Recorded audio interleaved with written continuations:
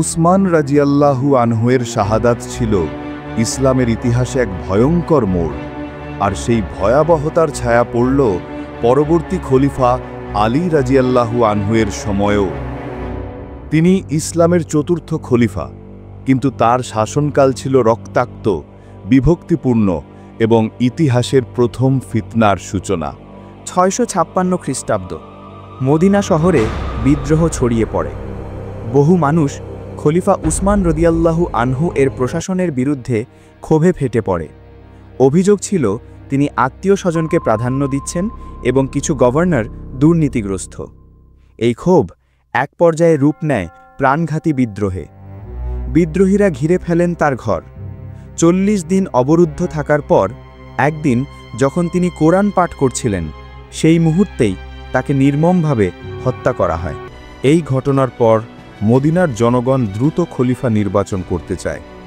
তারা একত্রিত হয় আলী ইবেন আবু তালিবের কাছে। তিনি ছিলেন রাসূলুল্লাহ সাল্লাল্লাহু আলাইহি ওয়াসাল্লামের চাচাতো ভাই, জামাতা এবং সবচেয়ে বিশ্বস্ত সাহাবীদের একজন। যুদ্ধক্ষেত্রে তিনি পরিচিত ছিলেন তার দ্বিমুখী তরবারি জুলফিকারের জন্য, যা রাসূল সাল্লাল্লাহু আলাইহি ওয়াসাল্লামের পক্ষ থেকে তাকে উপহার দেওয়া হয়েছিল। এই জুলফিকার হয়ে উঠেছিল ন্যায়ের প্রতীক। রাসূল সাল্লাল্লাহু আলাইহি ওয়াসাল্লাম তাকে দিয়েছিলেন একাধিক সম্মানজনক উপাধি, যেমন আবু তুরাব, মাটি প্রেমিক, যা রাসূল সাল্লাল্লাহু আলাইহি ওয়াসাল্লাম স্নেহভরে দিয়েছিলেন তাকে মাটিতে ঘুমোতে দেখে, আসাদুল্লাহ, আল্লাহর সিংহ, এবং মাওলা, গাদিরে খুমের ভাষণে ঘোষিত, যার মাওলা আমি তার মাওলা আলী। কিন্তু আলী রাদিয়াল্লাহু আনহু প্রথমে খিলাফতের দায়িত্ব নিতে রাজি হননি। তিনি বলেছিলেন, আমাকে ইমাম বলা হোক, শাসক নয়। আমি নেতৃত্ব চাই না, আমি ন্যায় চাই। শেষ পর্যন্ত জনগণের জোর অনুরোধে তিনি দায়িত্ব নেন, কিন্তু শুরু থেকেই তিনি মুখোমুখি হন রাজনৈতিক সংকটের। উসমান রাদিয়াল্লাহু এর হত্যার পর আয়েশা রাদিয়াল্লাহু বিচারের দাবি তোলেন। তিনি মক্কা থেকে এক বিশাল বাহিনী নিয়ে রওনা হন। পথে হাওয়াব নামক স্থানে পৌঁছে কুকুরের ডাক শুনে থমকে যান, কারণ রাসূল সাল্লাল্লাহু আলাইহি ওয়াসাল্লাম পূর্বে বলেছিলেন যে তুমি এমন এক জায়গায় দাঁড়াবে যেখানে হাওয়াবের কুকুর ডাকবে। ইতিহাসবিদদের মতে এটি ছিল এক প্রকার ভবিষ্যৎবাণী, যার ইঙ্গিত ছিল এক গৃহযুদ্ধের দিকে, যেখানে রাসূল সাল্লাল্লাহু আলাইহি ওয়াসাল্লামের স্ত্রী একজন পক্ষ হয়ে দাঁড়াবেন। মক্কায় ফিরে গিয়ে কাবার সামনে আয়েশা রাদিয়াল্লাহু বলেন, আমি প্রতিশোধ চাই উসমানের রক্তের জন্য। তার সঙ্গে যোগ দেন 2 জান্নাতপ্রাপ্ত সাহাবী, তালহা রাদিয়াল্লাহু ও জুবায়ের রাদিয়াল্লাহু। তারা মিলে 10,000 সৈন্য নিয়ে বসরার পথে রওনা হন। অন্যদিকে আলী রাদিয়াল্লাহু কুফা থেকে বাহিনী নিয়ে রওনা হন। তিনি যুদ্ধ চাননি, বরং আলোচনার মাধ্যমে সমাধান চান।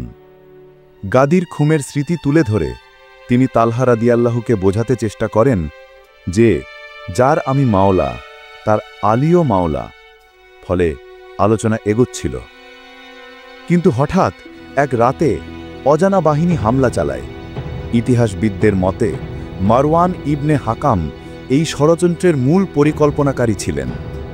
ফলে পরদিন শুরু হয় উটের যুদ্ধ, যা ইসলামের ইতিহাসে প্রথম গৃহযুদ্ধ, যাকে ফিতনা বলা হয়।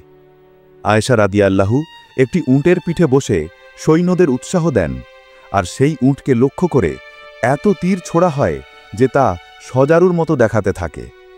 এই সংঘর্ষে প্রায় 3,000 জন নিহত হন, যাদের অধিকাংশই ছিলেন আয়েশা রাদিয়াল্লাহু এর বাহিনীর সদস্য। আলী রাদিয়াল্লাহু বলেন, উটের পা কেটে দাও, যুদ্ধ থামবে। তালহা রাদিয়াল্লাহু ও জুবায়ের রাদিয়াল্লাহু এই যুদ্ধে শহীদ হন। আয়েশা রাদিয়াল্লাহুকে কোনো ক্ষতি না করতে নির্দেশ দেন আলী রাদিয়াল্লাহু। তার ভাই মুহাম্মদ ইবনে আবু বকর তাকে নিরাপদে সরিয়ে নেন। পরে আলী রাদিয়াল্লাহু নিজের 2 ছেলে হাসান ও হুসাইন রাদিয়াল্লাহুকে নির্দেশ দেন, আয়েশা রাদিয়াল্লাহুকে সম্মান দিয়ে মদিনায় পৌঁছে দাও। তারা 2 মাইল আয় হেঁটে তাকে বিদায় জানান। সিরিয়ার গভর্নর মুয়াবিয়া রাদিয়াল্লাহু আনহু, যিনি উসমান রাদিয়াল্লাহু আনহুর সৎ ভাই, তিনি আলী রাদিয়াল্লাহু আনহুর খিলাফত মেনে নেননি। তিনি দাবি করেন, যতক্ষণ উসমানের হত্যাকারীদের বিচার না হবে আমি আনুগত্য স্বীকার করব না।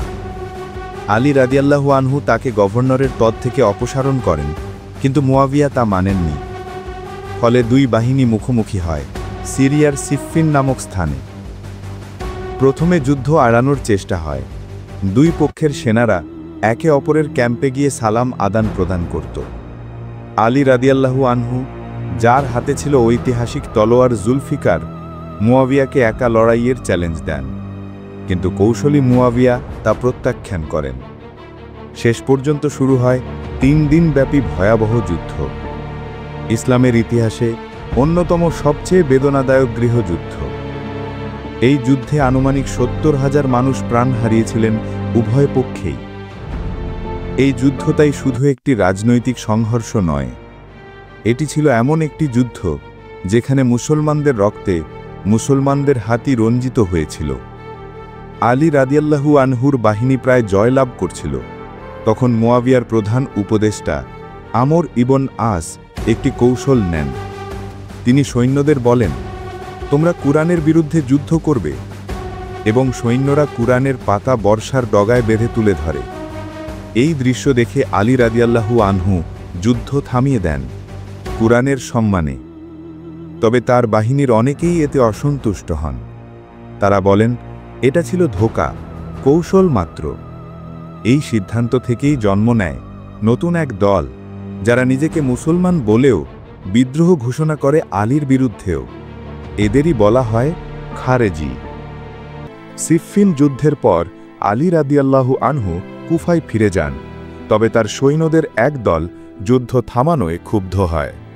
তাদের নেতা আবদুল্লাহ ইবনে ওয়াহাব আল রাসিবি কুফার মসজিদে আলী রাদিয়াল্লাহু আনহু এর সামনে বলেন, কেন যুদ্ধ থামালেন?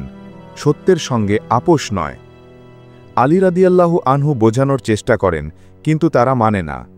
তারা 3000 জন নিয়ে কুফা থেকে 50 মাইল দূরে দজলা নদীর তীরে নহরওয়ানে ঘাঁটি করে। তাদের বলা হয় খারেজি, অর্থাৎ বিদ্রোহী।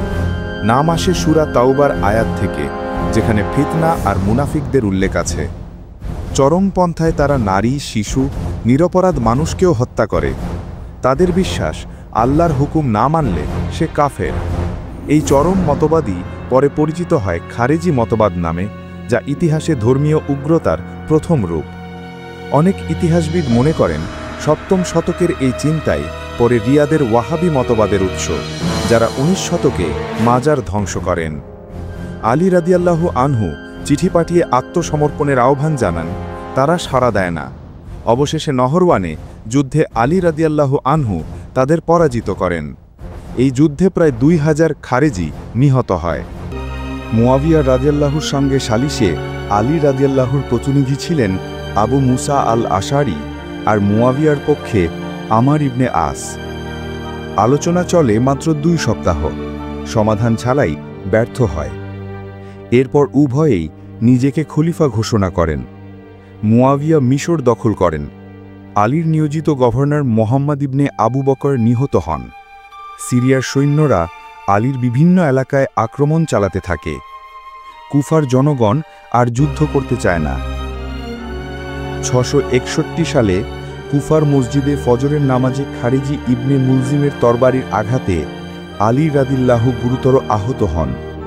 শেষ মুহূর্তে তিনি বলেন, আমার হত্যাকারীকে ছাড়া অন্য কাউকে হত্যা করো না। তার নির্দেশ অনুযায়ী হাসান ও হুসাইন রাদিয়াল্লাহু প্রতিশোধ নেননি।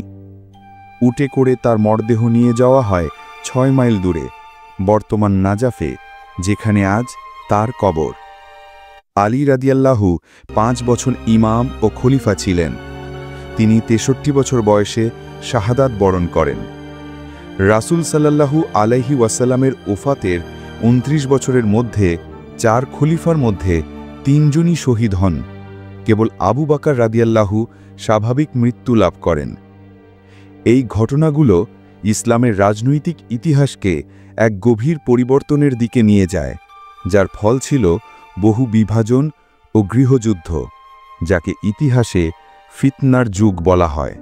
আলী রাদিয়াল্লাহু এর শাসনকাল ছিল এক দুর্যোগপূর্ণ অধ্যায়। কিন্তু তিনি ছিলেন সত্য, ন্যায় ও একতার প্রতীক। তার জীবনী আজও মুসলিম জগতের হৃদয়ে অনুরণিত হয়।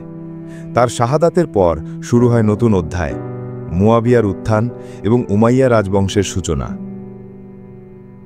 আমাদের সিরিজের শেষ পর্বে থাকছে মুয়াবিয়ার উত্থান, হাসান রাদিয়াল্লাহু এর শান্তির সিদ্ধান্ত, কারবালায় ইমাম হুসেন রাদিয়াল্লাহু এর শাহাদাত আর ইমাম মাহদির আগমনের ভবিষ্যৎবাণী।